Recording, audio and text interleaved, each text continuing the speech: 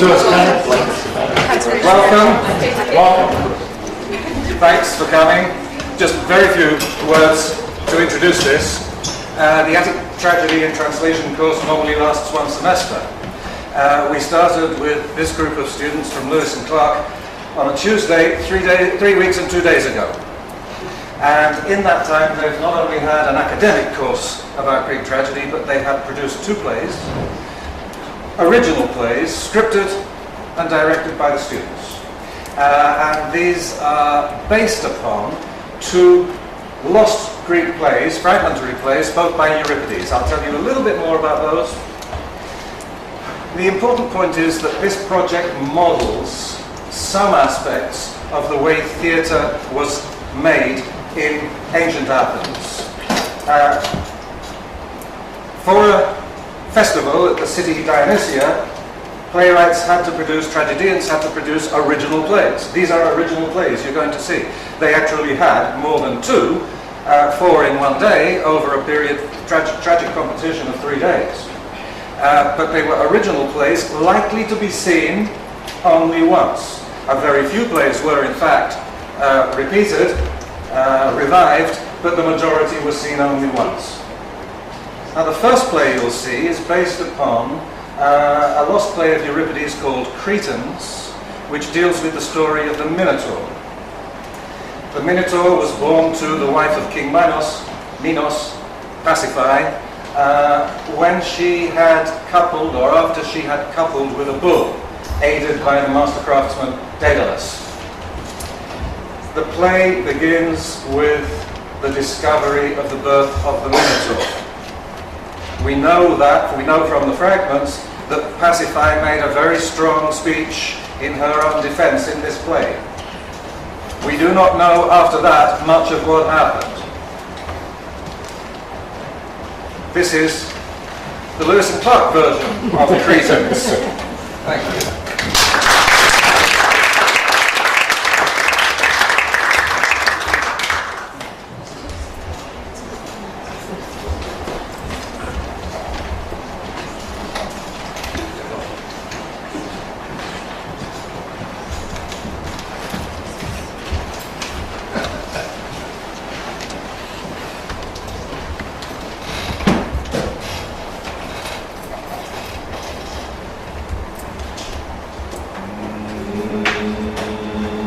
When Asterius died childless, Minos wanted to become king of Crete, but was prevented.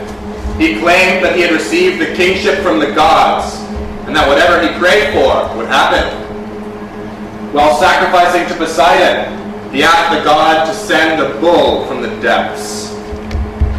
He promised to sacrifice it in turn to the Earthshaker. But when Poseidon sent the bull, Minos sent it to his herds, refusing to sacrifice it, and sacrificed another bull. Poseidon was incensed, maddened the bull, and had Pasiphae, the queen, come to desire it. Pasiphae asked for the help of Daedalus, master craftsman. In refuge from Athens for bloodshed, Daedalus constructed an artificial bull made of wood and cowhide and hid the queen inside of it. He placed the artificial bull in a field that the original bull knew to graze in. Poseidon's gift mated the creature of artifice, and 9 months hence, Pasiphae's labor cries just now fall silent. Rumors of a difficult labor have already spread. Surely the nurse is on her way to tell the king the fate of his child. Great king, I come bearing news of your wife, Pasiphae, and of the child, your son. Ah, a son. What glorious news! Is this not further proof of Poseidon's favor? So then, the rumors can't be true. Come, nurse, you dare hold your tongue? Tell me of my son. Forgive my silence, O king. The child, it is mixed with a 2-fold nature. I've heard that before too. But how? It is a bull and man. It bears a bull's head set above its breast. A bull's head. Does it go on 4 legs or walk on 2? On 2. And the fur, dark with black. And is there anything further? A tail. It whips against the maddening cattlefly. His voice? The dumb mewing of a grazing beast. Does it suckle at its mother's breast or a cow's? Its parent feeds it. Its parent! I have heard enough. Nurse, bring me my wife. Priests, how could this tragedy befall my house? I, who rule Crete and its 100 cities, whose pious reign is endorsed by the gods. Answer me surely. Son of Phoenician-born Europa and great Zeus, you who rule Crete and its 100 cities. I have come from the most holy temple, whose roof is of native cypress wood. Pure is the life I have led since becoming an initiate of the Daean Zeus, performing his feasts of raw flesh. And raising torches high to the mountain mother among the Curids, I was consecrated and made a celebrant. It is known that I am in the highest commune with the gods, and I say that this is an act of divine authority. The bull is punishment for some gross impiety. Impiety? My throne is blessed by the gods. Surely I deserve no such punishment. A promised sacrifice withheld in deceit can only be met with scorn. The Earthshaker demanded a bull, and a bull was given. And yet I am met with wrath. Wise king, you have asked for my knowledge, and all that I know I have spoken. The rest is rumor. Be forthcoming with your words, trusted priests. Tell me what you have heard, you who never shy away from scandal or suspicion. It is said, O king, that Daedalus the Attican, who you helped save from his vengeful kin, conspired with the queen in this heinous act. He built some clever contraption, do not ask, I cannot say, and allowed the queen to consummate her union with the bull. What treachery is this? My trusted servant betrays me. He will answer for this crime. Summon him before me. Here comes the queen now. It has not been but 1 hour since the child tore its way from me, and now, weak of limb, with robe still stained from childbirth, I am summoned before a full court. What could be the meaning of this vulgar display? Or does the king of Crete take pleasure in denying a mother her rights? You would do well to keep your vile tongue inside your cheeks. I bring you here to plumb the depths of your treachery. You are my most vile enemy, my most grievous foe. You have conspired against me, evil woman, intent upon bringing ruin on my house. Do not bother denying your crimes, for I have heard the rumors of their full extent and reasoned your deceit, and deceit it was. You tried to keep this from me, that you would partner with my most trusted servant to seduce a beast, and he, the builder Daedalus, after I extended the regal hand of mercy, built for you a vile machine. You crept inside it, yes, all the while cursing my generosity and made sick union with my most prized bull. It ravaged you, and you moaned not in pleasure but in contempt for my trust, my open hand. Great king, I beg you stay your wrath. You dare address me so, you traitorous worm? Your head will roll before I suffer another false word to escape your lips. Merciful king, may Zeus strike me down for my impertinence, but I would sooner accept an eternity in Hades than to keep from you the truth. Were it not for you, O noble Minos, whose wisdom and magnanimity are known across the world, whose praises are sung from Libya to Troy, were it not for you, I, your wretched servant Daedalus, would be but dust resting in a shallow grave. But by your generosity do my lungs yet draw breath, and the blood still course through my veins. I am now, as ever, your devoted subject, and I pray you hear my plea. Speak then, Daedalus, architect of my greatest shame. I would know what part you played in this. My king, I cannot lie to you. Already you know my part, and I will not deny it. But I ask you now, wise king, what was I to do? I was a guest in your kingdom, saved from the bitter fate by the kindness of you and your queen.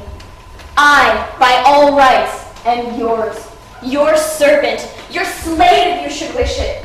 I, who understand that you saved me and respect you wholeheartedly.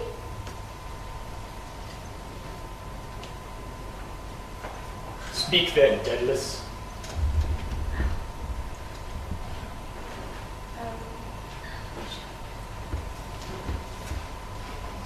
Just as I said. Just as sorry, excuse me. So, when Pasiphae, your queen, commissioned me for the construction of the bull, I set myself without delay to the task. With these hands, through Hephaestus' craft, I engineered that cursed creature of artifice. Oh, if I had only known what shame would come of it! But I ask you now, wise king, take caution in your consideration of these events, for it is plain to see that the gods have played some part in this.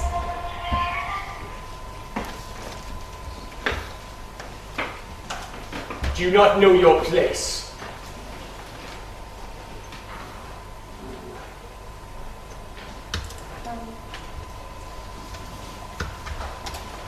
For as a servant, you must respect me. Yes, I do. And with all my heart, my only wish is to preserve the both of you, my benefactors, from discord and catastrophe. But I warn you, king, beware the bitter fruits of impiety. Very well, Daedalus. I've heard your words and marked them well. Often have your gifts proved useful in my service, and there may yet be opportunity for you to make amends. Let it not be said I am unmerciful, who twice spared you from the cold clutches of death. But speak not for this wretched woman.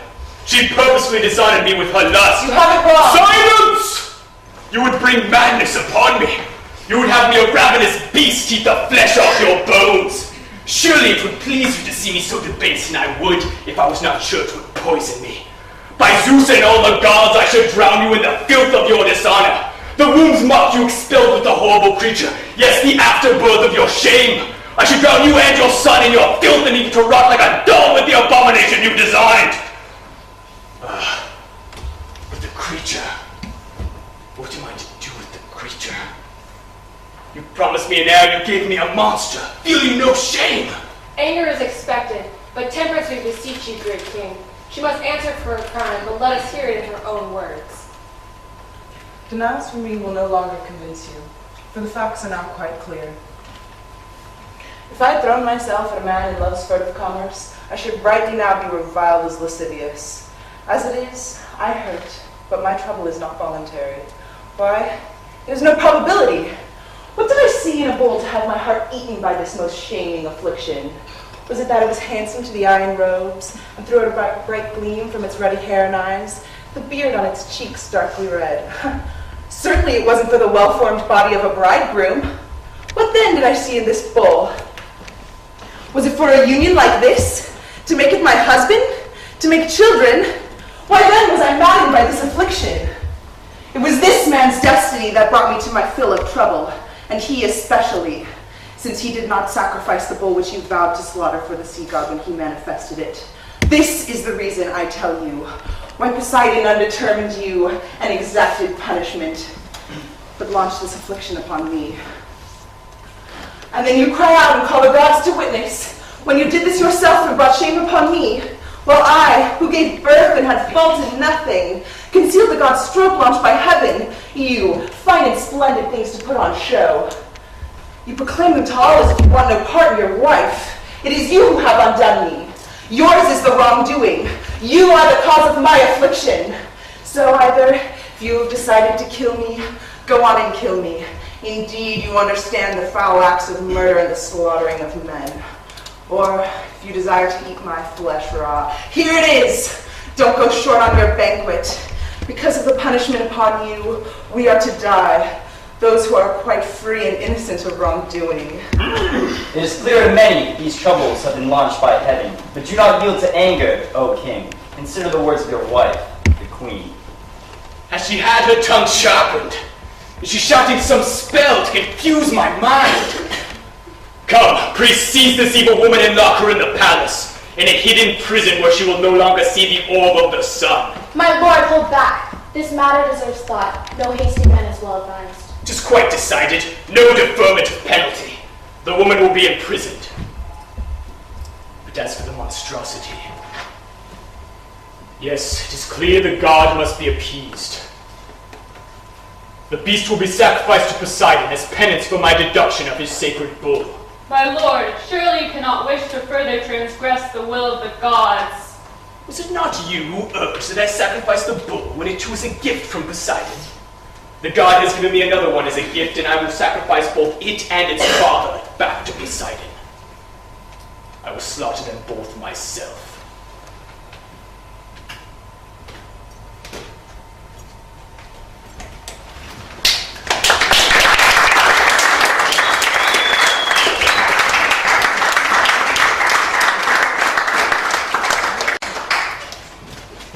God, if I ever had your favor in the past, if you ever feasted on the thigh bones, the folded fat of the sacrifice I burnt in your name, Poseidon, hear me now.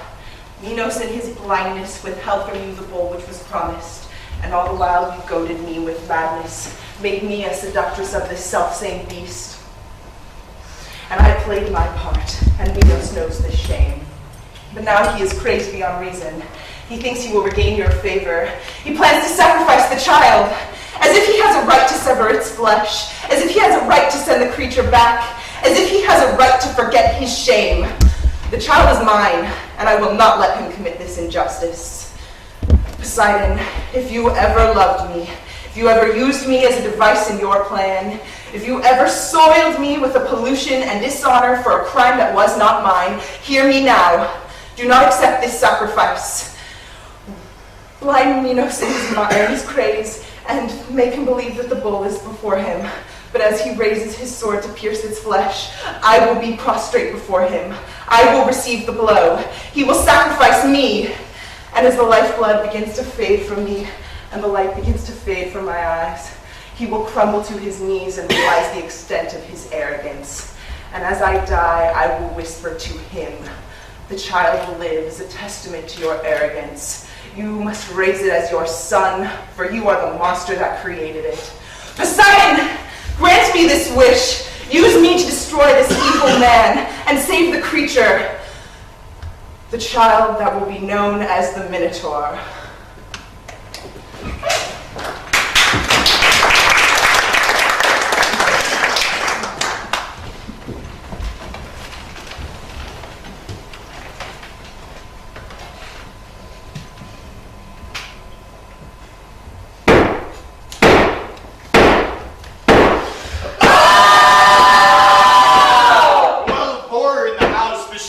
Strikes from the deep. The thrust that shakes the fount! How can one man presume to know the face of the gods? Oh! Retribution! Terror! I have seen the face of the monster! Abomination! What being is more cursed than the two-fold beast, reviling in its own existence? Oh! The mother! The father! How can you nurse a child that has been cursed by the gods? Will slaughter the child, that is, and send it back to the god that cursed him. But there is no repentance for punishment already given. Oh! He raised the sword! Poseidon will not bless this act!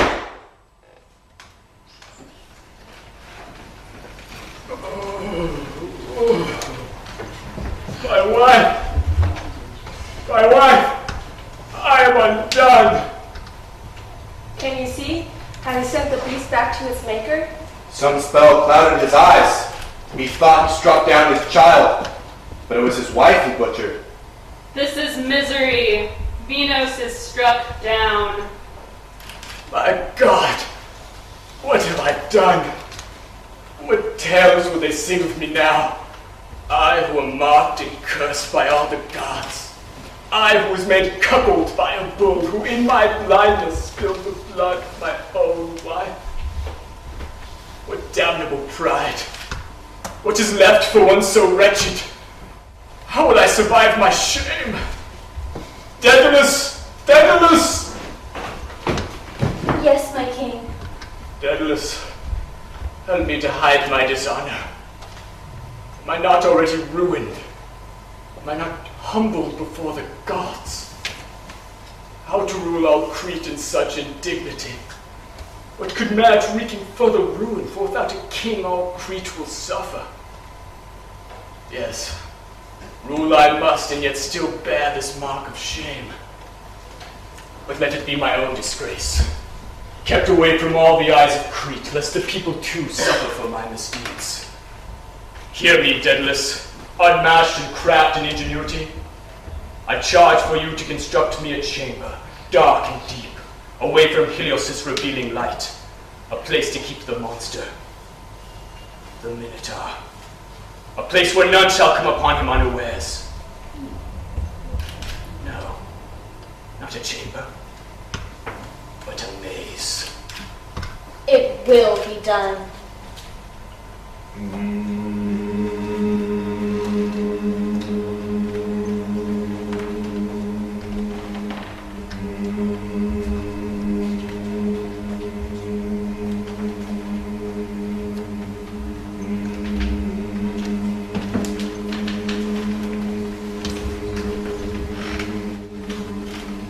This is the divine terror, the center of violence, for there will be justice on behalf of heaven, though the world will perish.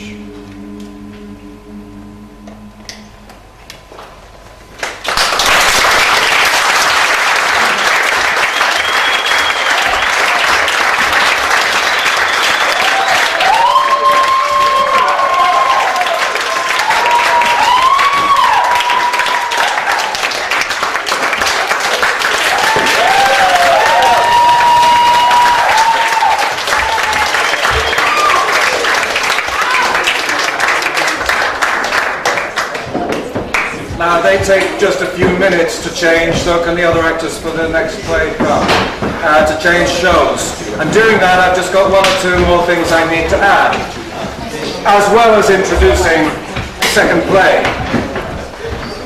I said that this show models the situation of producing drama in ancient Greece. Not just now in terms of the play being original, but as you saw, the use of a chorus. Secondly, of course, the way the play has to be based on mythology.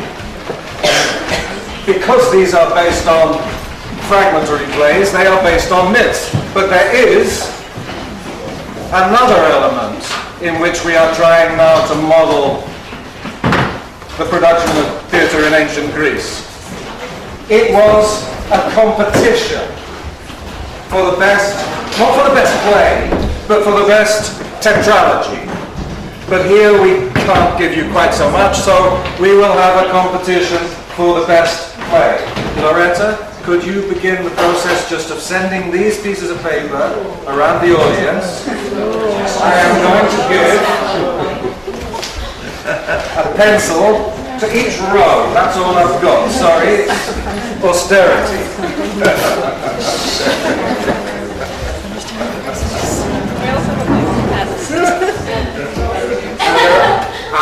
No. There are some other potential voters at the back here. In fact, because some people do have to leave, their spectators at the back can come up to the front if you want. Yes, it is a rule that the actors do not themselves vote. The numbers are not quite the same. One group is 11 and the other is 9, therefore it would be unequal. Now, the second play is a much less well-known myth than the first. Most people know the story of the Minotaur. How many of you have heard of Melanippe? Probably not a lot. Euripides wrote two plays with Melanippe as the central character, one called Melanippe Wise and the other called Captive Melanippe. At least that's what they came to be called. This is based on the fragments of Melanippe Wise. We know about this play that Melanippe, who was the granddaughter of Helen, or Elenos, the founder of the Hellenic race, as well as Chiron, the sensitive and cultivated centaur, that she was impregnated after having been either raped or seduced by Poseidon, who is a link between our two plays. And she gave birth to twins at a time when her father, Aeolus, was absent, in exile for having killed a man, the exile lasting 1 year. Aeolus and Helen discovered the birth. She had left the babies in the to be suckled by cattle, in fact, as Poseidon told her, and the babies were taken to be monstrous. What else do we know? We know only that the babies survived and became the progenitors of different parts of the Greek nation, but it is not known from those fragments what happened to Melanope herself. She was, however, wise. She was a beautiful and intellectual woman whom Aristotle used as an example in the Poetics of a character that had been written in an unfitting and inappropriate way. In other words, she was intelligent, and she was a woman. None the wiser.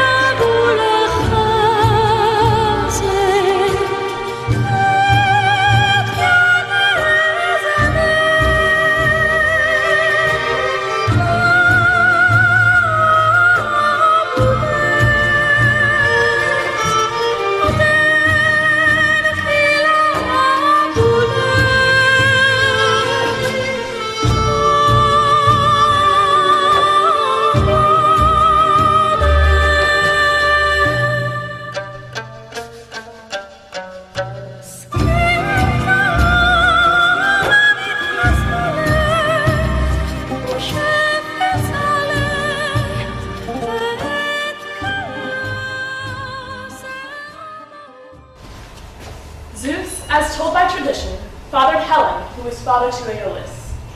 All of the land of Peneus and the waters of Asopus, bound and enclosed within their watery arms, acknowledge his rule, being called the Aeolian land, named after my father. Chiron's daughter is my mother. Zeus transformed her from woman to horse because she sang oracular songs to men, teaching them to cure their pain and ailments. Men know her as Hippo for her alteration in body. These are the facts about my mother. But let me get back to my story, my name, and where I began.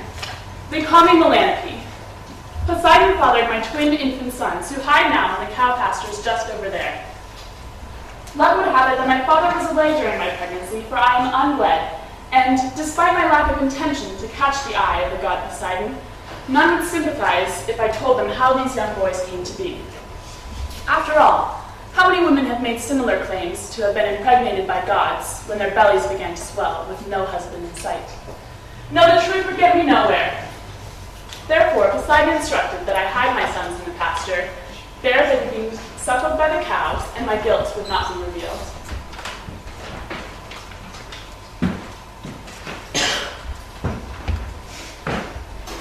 Oh, Iona! Titanis! Kala! Titanis sa si Maria! Kala! Maria! Titanis! Kala! Oh, yeah! Titanis! Kala!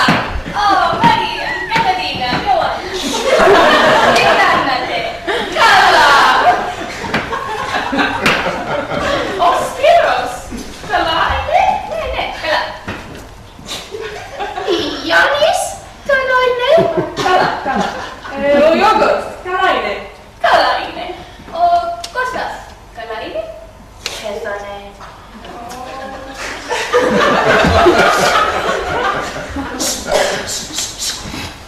I've just seen Aeolus. Maybe 100 meters back. Aeolus? I haven't seen him in a while. Don't you remember? He was in exile for murder. But now his sentence is up and he's returned to his land. Of course I remember that. This memory isn't what it used to be at all. And there with Melanope, it's a shame the state the house Aeolus returns to. And what do you mean by that? Have you not noticed? Melanope has barely shown her face since her father has been gone. Shut up in that house all day long. It isn't right. And you know, those who never come into town cannot be trusted. Oh, you old hags! Her father goes away to exile and you expect her to walk about the town as if nothing has happened? Give her time. She will come around. Perhaps what you say is right, but she's not the only odd one in that house. Oh, and I suppose now you're going to tell me that Helen has taken to drinking there instead of the Cafaneo? Oh, no, nothing like that. Helen's the only normal one these days. Then what? I do believe I know what you're talking about. As do I. Then spit it out! The noises! The noises! Yes, the noises. I hear them every night from the pasture. What do they sound like? A terrible wailing. Of a human? Ogie. Animals? Not that either. Well, what then? The herdsmen say they can only come from a monster. There's a monster in Aeolus' pasture that the cows have concealed. It only brings disaster. Once its origins revealed.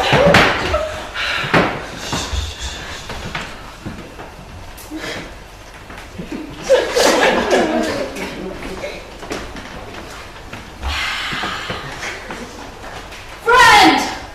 Join me for a coffee. There's so much you need to tell me. Ah, it feels wonderful to be back. The Cafaneo hasn't changed a bit. It's exactly as I remember it. That signature stench of our little town, the soil, the cigarettes, the coffee, and these old women still swarm about the streets. Hey! Busy yourselves somewhere else, ladies.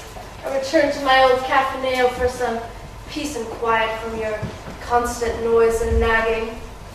After having been away so long in exile for murder, Aeolus returns as crude as ever. Don't be so prickly, Aeolus. Your reputation could benefit from a little benevolence. He still hasn't heard of the corruption in his pasture. Once he hears that news, perhaps he'll be humbled. It's no wonder his daughter is socially damaged, having been raised by that murderer. Quiet! Leave us to talk in peace. Tell me, what has happened since I left? I feel like a stranger in this town if I don't know what these rumors are. Why are you so quiet and pale? I remember you being much more talkative. Are you not feeling well? No, it's not that. It's simply that most of the rumors, they revolve around you. Me? What about me? Is it about that man who came? I thought for sure they'd be tired of those stories by now. No, there's something else. I've just returned from investigating rumors revolving around some deformed creatures living amongst your cattle. What on earth do you mean? Well, I went out early this morning, before the sun had rose. In the dim glow, I moved through the pasture, the cattle watching me with their bulging, anxious eyes. As I moved down the hill a bit, I saw that there was a cluster of them just down the way. There was something moving beneath their hooves. I drew closer and I made out that the shapes, they looked like children, human children, but certainly not human. They couldn't have been. They were suckling at the udders of your cattle, Aeolus. And then as I stepped even closer, they must have heard me because they stopped their feeding and they looked at me.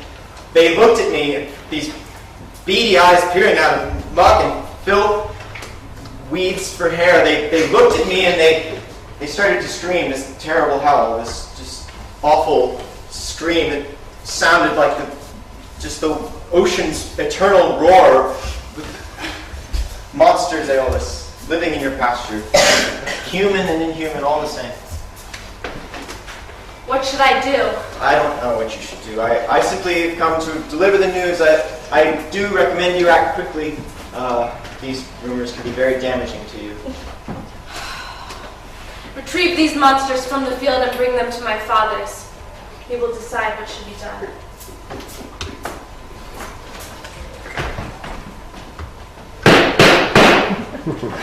Helen, it's your son. I've returned from exile. My son, back already. What news do you bring? It's about my pasture. I've heard the rumors. Herdsmen, bring them in.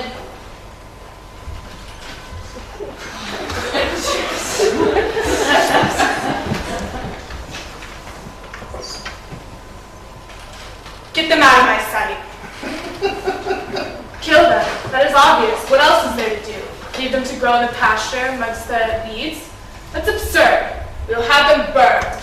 You think that's the right thing to do? Do you expect us to raise these monsters?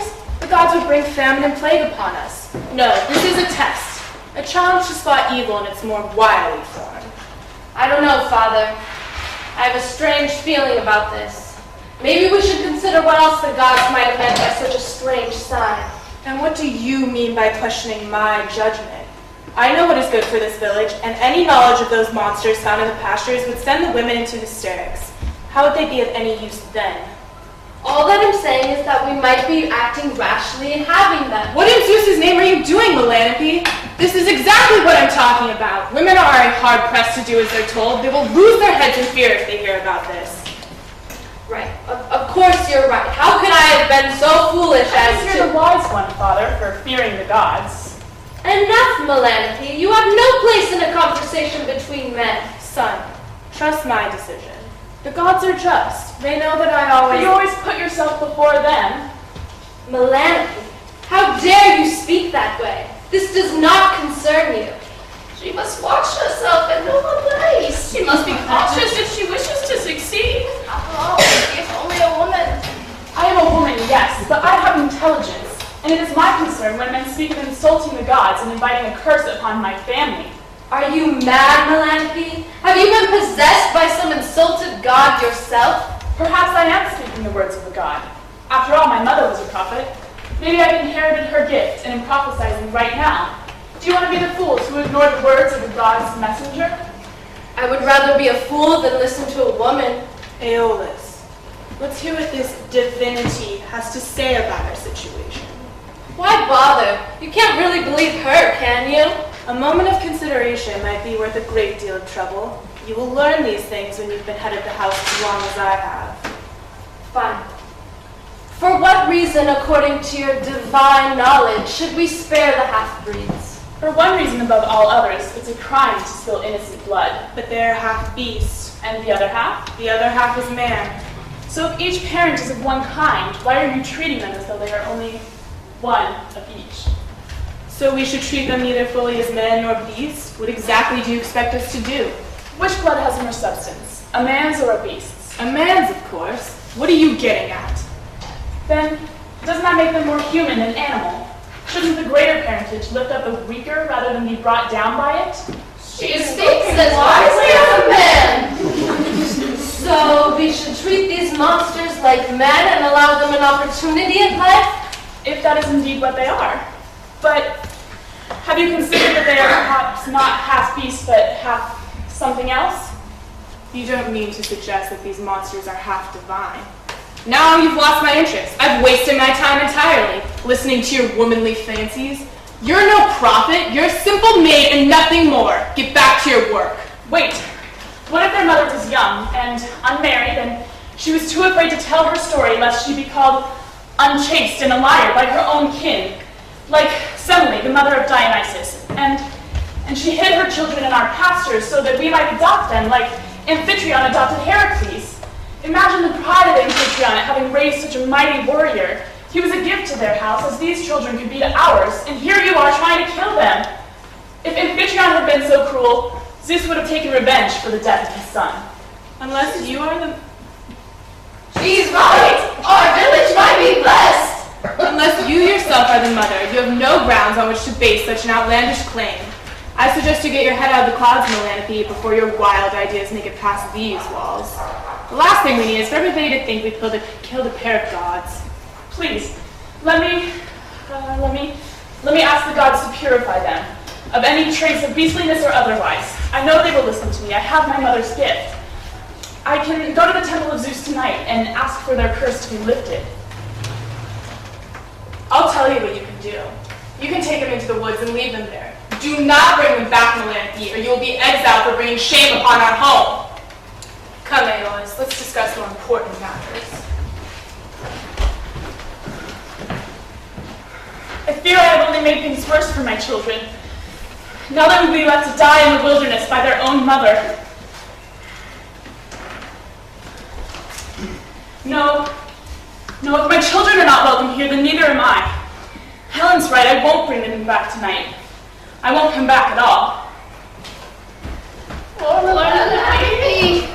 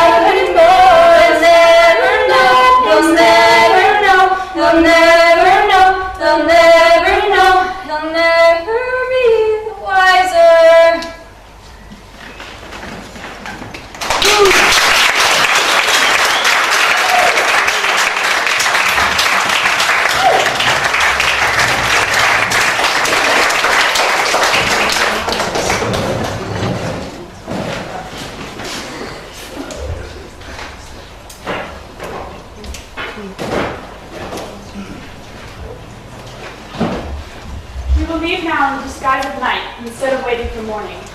Only I would warn you, as you are my sacrifice more than theirs. When daylight comes, they may assume you are my children, for only a mother would go to such lengths. We have come far enough now to rest without anxiety. You must be so tired. Sleeping, I see, but I must wake you in order for you to nurse. How utterly anxious I suddenly feel at following with the cow's lead. But perhaps, like my equestrian mother, I was meant to follow the herd.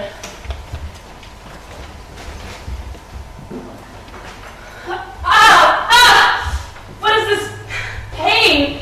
I thought I could endure it naturally, but as children of Poseidon, you were not of natural blood. What is this poison you inject into me?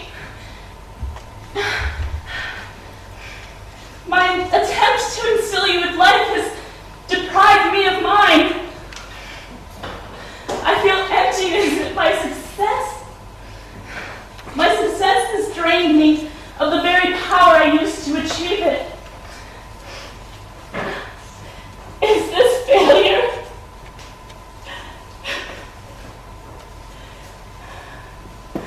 I hope that they gain strength from my love. But I doubt that their divine blood will be able to absorb it as I have absorbed their divine poison. Were in the presence of company, I would call for a nurse, but had I been accompanied, I could not have nursed them. Have I failed my one duty? Once brought briefly to the ranks of men, am I now unable to perform this basic motherly task? Weakness now consumes me more than my children did. As I stole them from the casket, they take me to the grave.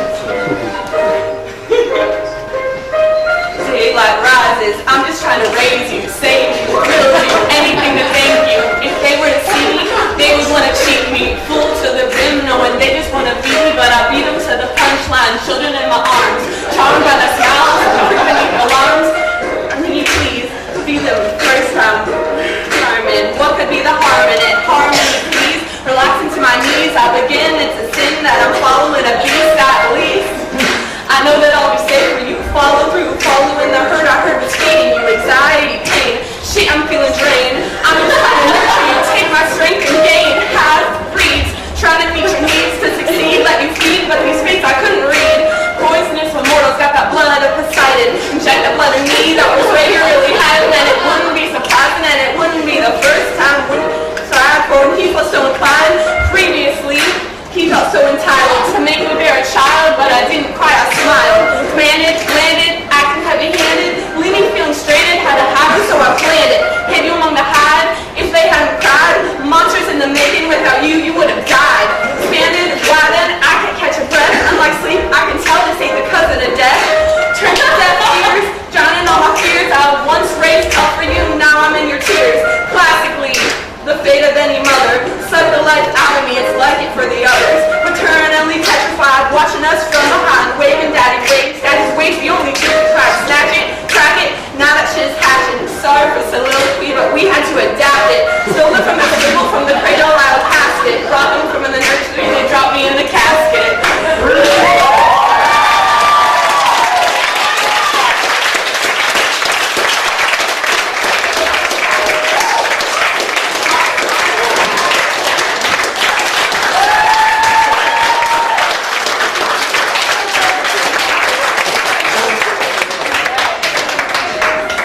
Now, could I ask everybody to make a vote by writing Cretans for the first play, if you think that's best, or Melanope, if you can spell it. Just put wise. Wise,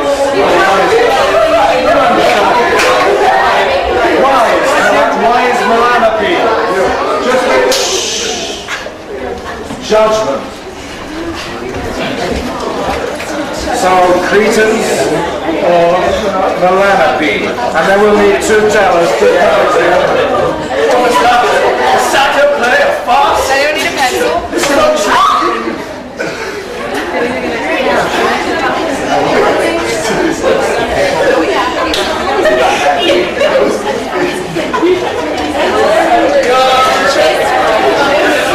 Literally outline. I just wrote on my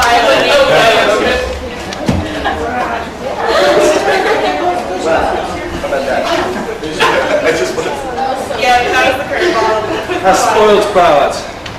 It says both.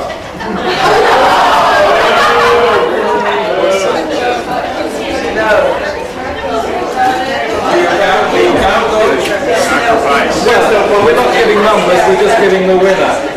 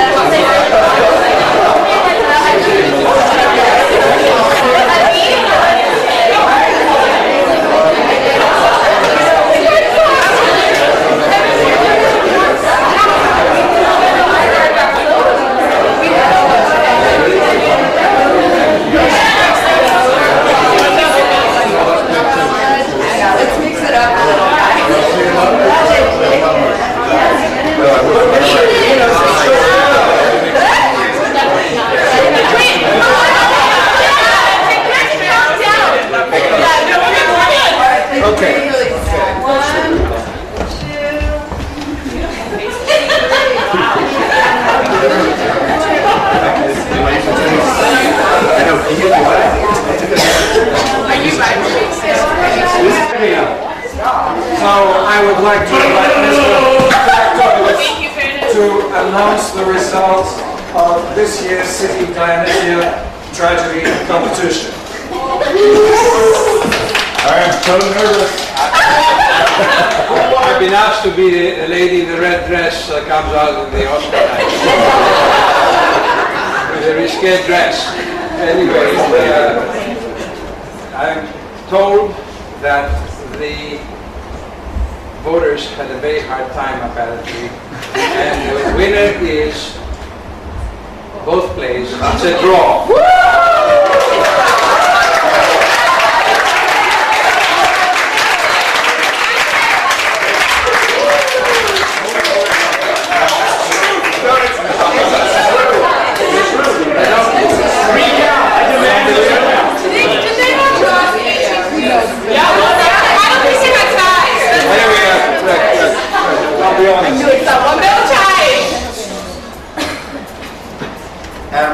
Finally, he's going to be honest. Mr. Philiptopoulos said that the voters had a hard time. Yes, they did, but the spectators didn't. It's an important distinction because I know everybody really enjoyed it. My fault that I think some voters made a little mistake in voting for. Some people wrote first play wise. You see what I mean? So the voting was a bit, there were actually very close votes. So I thought, because there was a confusion in the voting, so we'll have to do this if you really want to come up with a winner by hand. Yes.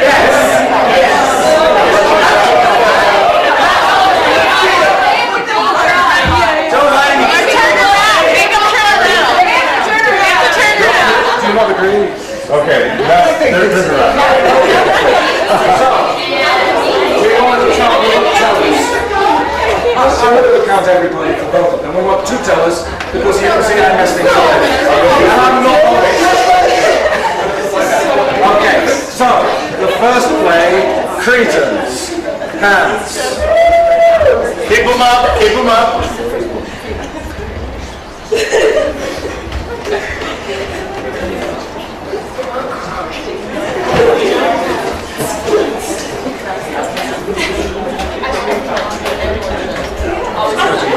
Okay, second play, Melanope.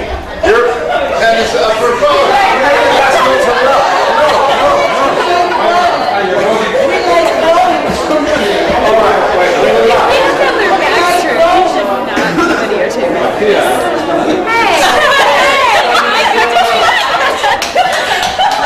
You can turn around now.